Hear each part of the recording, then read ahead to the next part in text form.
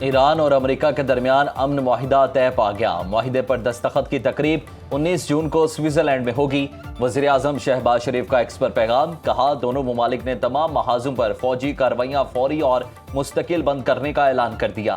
وزیر اعظم نے تنازع کے سفارتی حل پر امریکہ اور ایران کا بھی شکریہ ادا کیا۔ جنگ بندی کا اطلاق لیبنان پر بھی ہوگا۔ معاہدہ طے پانے میں سعودی عرب، قطر اور ترکیہ کی قیادت نے اہم کردار ادا کیا۔ ثالثی کا کردار ادا کرنے والے ممالک رواں ہفتے متعدد ملاقاتیں کریں گے۔ معاہدے پر عمل درآمد سے قبل تکنیکی امور پر مشاورت کی جائے گی۔ سعودی ولی عہد شہزادہ محمد بن سلمان نے وزیر اعظم شہباز شریف کا بیان سوشل میڈیا پر شیئر کر دیا۔ مبارک ہو، ایران کے ساتھ ڈیل مکمل ہو گئی۔ امریکی صدر ٹرمپ نے معاہدہ طے پانے کی تصدیق کر دی۔ ٹروتھ سوشل پر پوسٹ میں ڈونلڈ ٹرمپ نے کہا تیل کی ترسیل بحال ہونے کا وقت آ گیا۔ امریکی صدر کا آبنۂ ہرمز کی ناکہ بندی ختم کرنے کا حکم، کہا آبنۂ ہرمز بغیر کسی ٹول فیس کے کھولنے کی اجازت دیتا ہوں، دنیا بھر کے جہاز اپنی سرگرمیاں شروع کریں۔ نائب امریکی صدر جے ڈی وینس نے ٹرمپ کی سفارتی کوششوں کو سراہا۔ جے ڈی وینس نے کہا امن معاہدے پر دستخط کرنے جنیوا جاؤں گا۔ معاہدہ مشرق وسطیٰ میں نئے دور کے آغاز کی علامت ہے۔ خلیجی ممالک سے مل کر معاہدے کے لیے سیاسی سفارتی گنجائش پیدا کی۔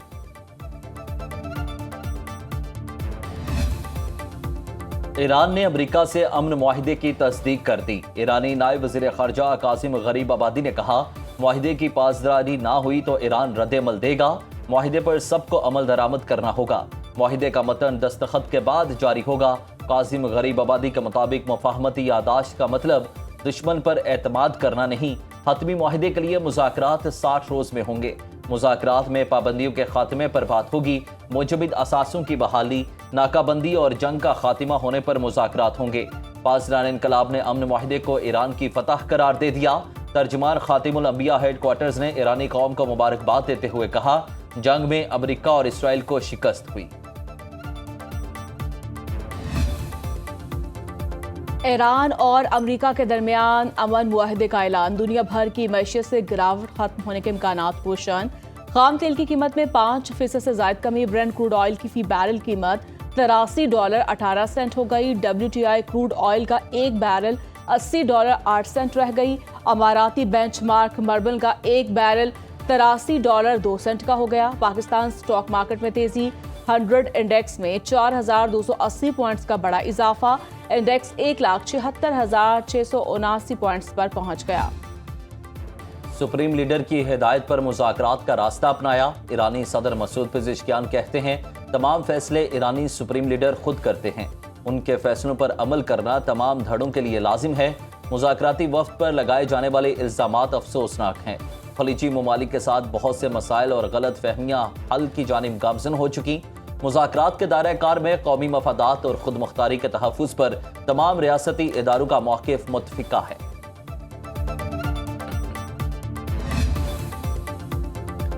ایرانی قومی سلامتی کونسل نے ایران امریکہ مفاہمتی یادداشت کے متن کو حتمی شکل دے دی۔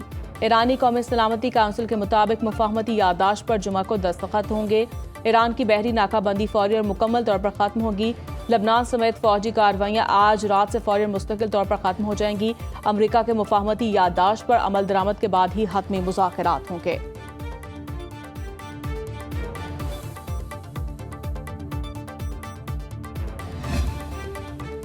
امریکہ ایران حتمی معاہدہ، خطے میں دیر پا جامع امن کی امید۔ صدر آصف علی زرداری کا مفاہمتی یادداشت کا خیر مقدم، کہا پاکستان نے مشکل وقت میں مسلسل سفارتکاری اور مذاکرات جاری رکھے، کثیر الجہتی نظام اور پرامن حل کی جانب اہم پیش رفت کو سراہتے ہیں۔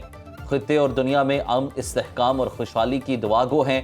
صدر زرداری کا باہمی احترام اور مذاکرات کے ذریعے تنازعات کے حل پر زور۔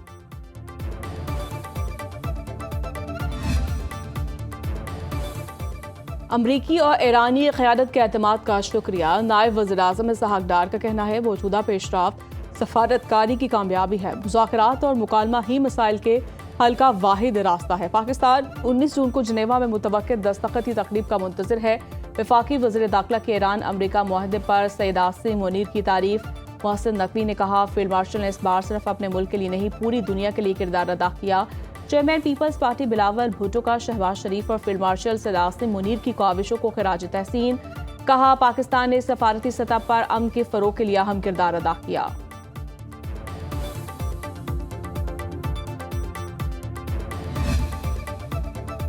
ایران امریکہ امن معاہدہ پاکستان کو عالمی سطح پر سراہا جانے لگا۔ قطری وزیر اعظم نے معاہدے کا خیر مقدم کرتے ہوئے پاکستان کا شکریہ ادا کیا۔ قطری وزیر خارجہ نے کہا کہ عالمی برادری جنگ کے خاتمے اور امن کے قیام پر پاکستان کی شکر گزار ہے۔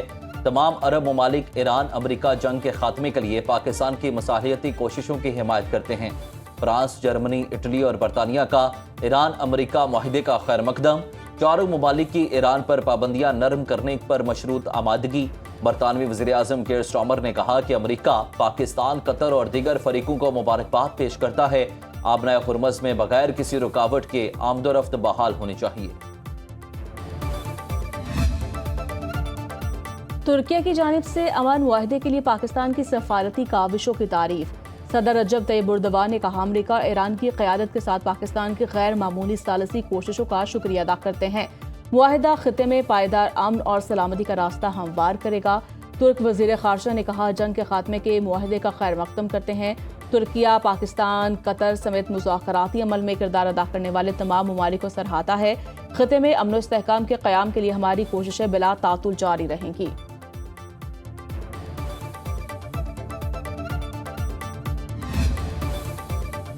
اقوام متحدہ کے سیکرٹری جنرل انتونیو گوتریس کی امن معاہدے پر امریکہ اور ایران کو مبارکباد۔ انتونیو گوتریس نے کہا کہ معاہدہ فوری اور مستقل جنگ بندی اور آبنائے ہرمز کو دوبارہ کھولنے کا بہترین فریم ورک ہے۔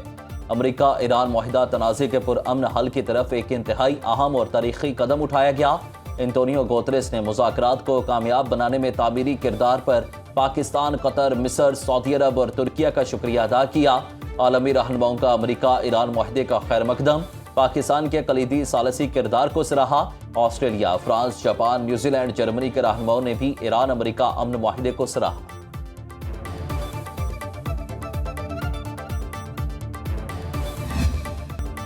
ایران امریکہ امن معاہدے کو سبوتاژ کرنے کی نئی اسرائیلی کوششیں۔ بیروت پر میزائل حملے کر دیے، 3 افراد شہید، 15 زخمی۔ لبنانی میڈیا کے مطابق بیروت کے جنوبی علاقے داہیہ کی ایک عمارت کو نشانہ بنایا گیا۔ اسرائیلی وزیراعظم اور وزیر دفاع نے بیروت پر حملوں کی تصدیق کر دی۔ امریکی میڈیا کے مطابق اسرائیل نے حملوں سے پہلے امریکہ کی سینٹرل کمانڈ کو آگاہ کیا۔ ایران کا بیروت پر حملوں کا بدلہ لینے کا اعلان۔ ایران کے خاتم الانبیاء ہیڈ کوارٹرز کے ڈپٹی کمانڈر بریگیڈیئر جنرل محمد جعفر اسدی کا کہنا ہے لبنان میں اسرائیل کے جرائم ہرگز ناقابل معافی ہیں۔ ایرانی پارلیمان کے اسپیکر باقر کالیباف نے کہا بیروت پر حملے نے ظاہر کر دیا امریکہ اپنی ذمہ داریاں پوری کرنے کا ارادہ نہیں رکھتا یا اس میں امن معاہدے پر عمل درآمد کی صلاحیت نہیں۔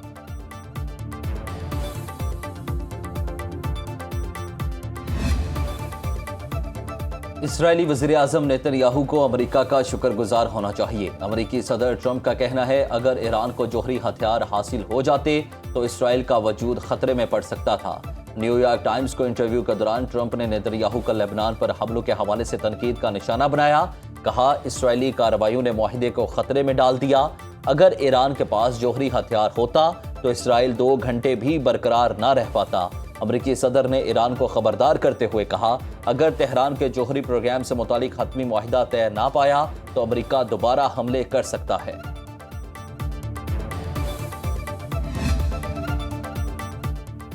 ایران کو نظر انداز یا ختم کر کے علاقائی سلامتی تشکیل نہیں دی جا سکتی۔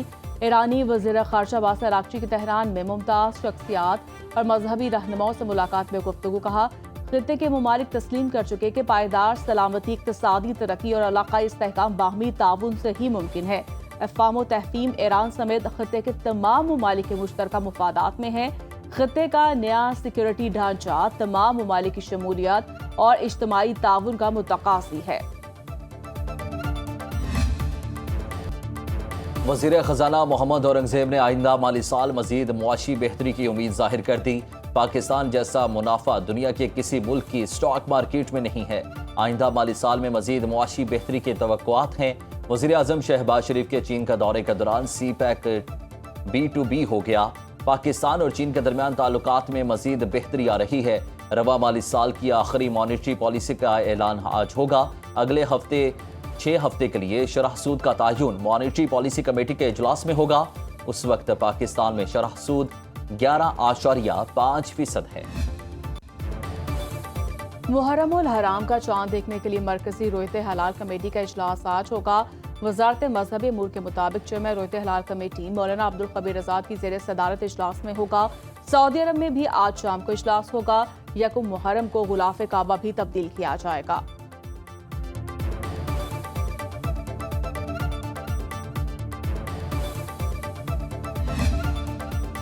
گلگت بلتستان کے 7 انتخابی حلقوں میں اعتراضات پر سماعت مکمل، فیصلہ محفوظ۔ Chief election commissioner Gilgit Baltistan Raja Shahbaz نے انتخابی اعتراضات اور ووٹوں کی دوبارہ گنتی سے متعلق درخواستوں پر سماعت کی۔ 7 جون کو انتخابات کے سامنے آنے والے غیر سرکاری اور غیر حتمی نتائج کے بعد الیکشن کمیشن نے 7 حلقوں کے نتائج روک لیے تھے۔ غیزر، گلگت سکردو، دیامر اور نگر کے حلقے شامل ہیں۔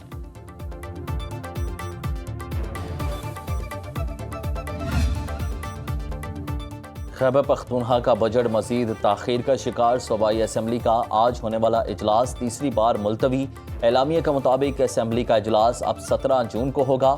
صوبائی اسمبلی کا اجلاس 2 سے 8 جون اور پھر 15 جون کو بلایا گیا تھا۔ ذرائع کے مطابق حکومت نے ناراض ارکان اسمبلی سے دوبارہ ملاقات کر کے ان کے تحفظات دور کرنے کا فیصلہ کیا ہے۔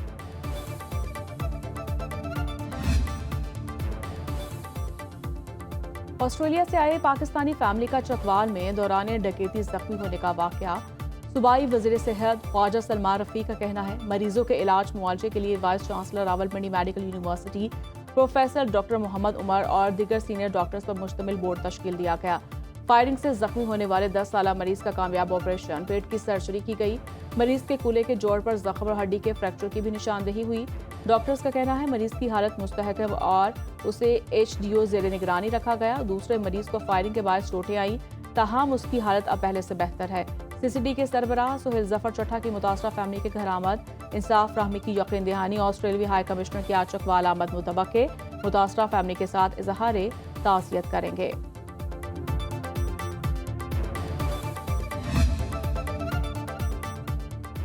ملک میں کہیں سورج کہیں بادلوں کا راج، پاک پتن میں تیز ہواؤں کے ساتھ بارش۔ محکمہ موسمیات کے پری مانسون سلسلہ آج سے جنوبی پنجاب میں داخل ہونے کی پیش گوئی۔ 4 روز کے دوران جنوبی پنجاب میں بادل برسیں گے۔ رواں ہفتے درجہ حرارت 40 ڈگری سے کم رہنے کا امکان۔ سندھ، بلوچستان، خیبر پختونخوا کے کچھ علاقوں میں بھی بادل برسیں گے۔ اسلام آباد میں مطلع جزوی ابر آلود رہنے کی توقع۔ کراچی میں ٹمپریچر 34 سے 36 ڈگری کے درمیان رہنے اور تیز ہوائیں چلنے کا امکان۔